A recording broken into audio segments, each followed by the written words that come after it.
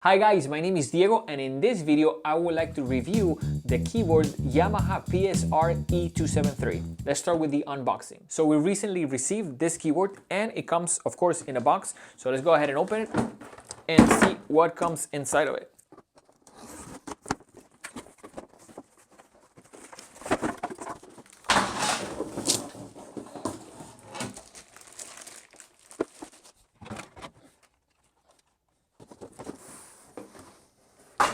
Ah, come on, man. Okay, so let's take it out of the plastic.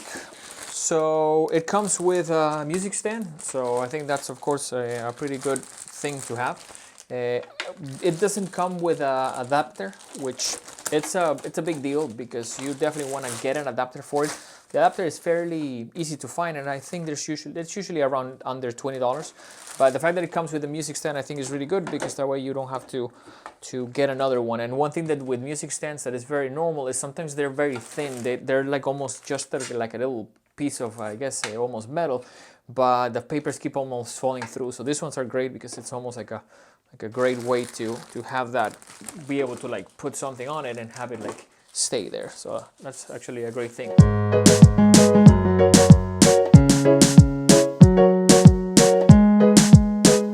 I took it out of the box, connected a sustain pedal. So check the description of the video for what sustain pedal we do recommend, and also for an adapter for it. I think it's a good idea to have an adapter because if not, you need 6 AA batteries, but you don't want to be running out of those all the time. So I think it's a little bit easier to get the adapter, which is usually under $20. So fairly easy to turn on. First sound that comes up is a piano sound. So let's talk a little bit about the action. The action is going to be how the keys feel. And I think for the price point, at the moment of making this video is about $130. I think it's a good action. It's a good action that feels sturdy, that feels like it's not gonna necessarily fall apart.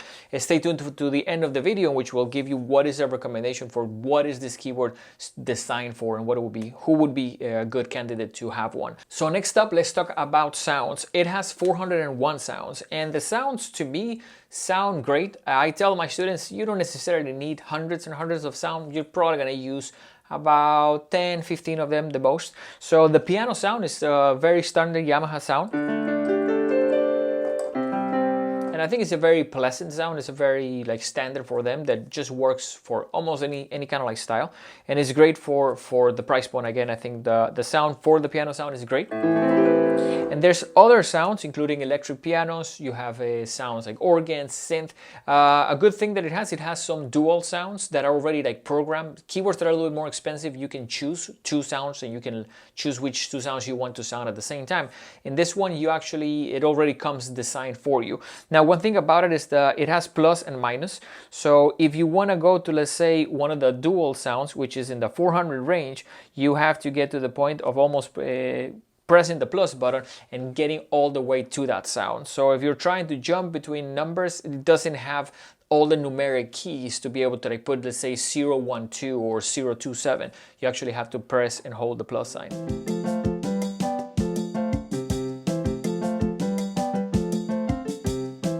Now, when it comes to drum beats, it has 143 of them. All of them also pretty standard in this type of keyboard into how they sound. It's very easy to get them started, also to get them stopped. And of course, one thing that you can do is you can use the feature to tempo tap. So you can tap 4 times and get a tempo that you're almost inputting into the machine.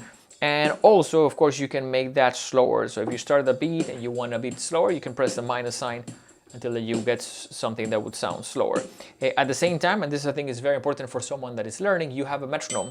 So you can take the machine and have it be able to click. And one thing about this that is cool is you can also press and hold the metronome button and get it to give you the time signature. With this, you can put it, let's say, on 0, and then every time that it clicks the same. So if you're trying to practice, let's say, a scale, and if you make a mistake, you don't have to wait until like the next count on 1. But I think the metronome is very important. Learning, of course, how to change it is good. It's good that it's very easy to access.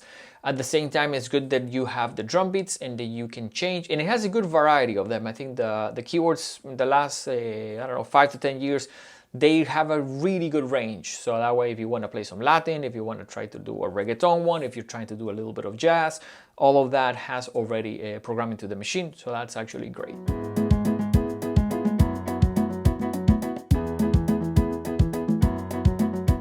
Another important feature, especially in keyboards of this range, is your ability to record yourself. This, you can do it fairly easily with pressing the phrase recording button, and then going ahead. You can start the metronome and then start it so it records. So you can, if you play something,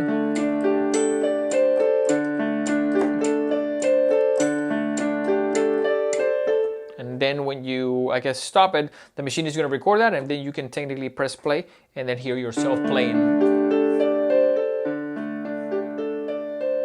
So something like that is useful to check yourself, check how you're sounding. You can record with and without the metronome. So that, I think, is an important feature of any keyboard, and one that is good for beginners.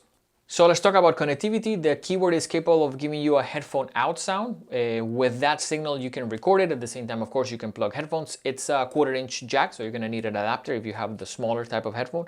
At the same time, it has the ability to have an auxiliary in, so you could potentially, let's say, plug your phone so you can play some music and you can hear it through the headphones, or even have that sound come through the speakers. So I think that is valuable. It doesn't have a MIDI output, or it doesn't have a way to be able to connect through USB to a computer. That you have to make the decision if that is something that you need. If you're trying to get this keyboard to play into a computer, record sounds, this is not the keyboard for you, because it doesn't have a way to be able to do that. You can record the sound through the output of the headphones, but that's going to be just give you audio. So if you're trying to get other things, a little bit more music production, this is probably not the keyboard for you. So who is the keyboard for and who's the keyboard not for? Let me tell you, the keyboard is not touch sensitive. And I was amazed to figure that out as I was playing with it. Now that means that if you play hard or if you play soft, it sounds the same. I think that's a great thing for a beginner, someone that is younger. If the student is 5 to 10 years old, that's actually probably even better, especially for, I would say, the first 6 months to a year of your learning. As you become a little bit more advanced, you do want to have the ability to be a little bit more expressive, to be able to make your right hand a little bit maybe louder than your left. And if you don't have a keyboard that is touch sensitive, you're not going to be able to practice that. So I think it's touch sensitivity, a thing that you really want. I think depends on where you are on your musicianship. At the same time, I don't think there's a keyboard in this price point that it has this many features, because what they did is, I think they pack a lot of features, but they took the touch sensitivity out.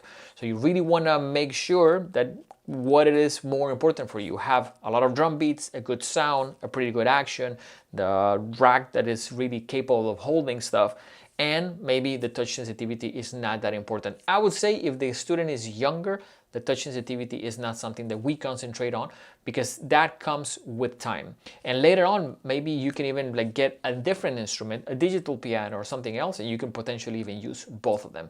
So touch sensitivity is an important thing for the future, but at the same time, I don't necessarily think that it's gonna be oh, we're not gonna get that keyboard just because it's not touch sensitive, because it's a great keyboard for beginners. So we want to thank you for watching. If you want to know a little bit more what we do here at the Hit Music Studio, check thehitmusicstudio.com. We'll see you guys in the next one.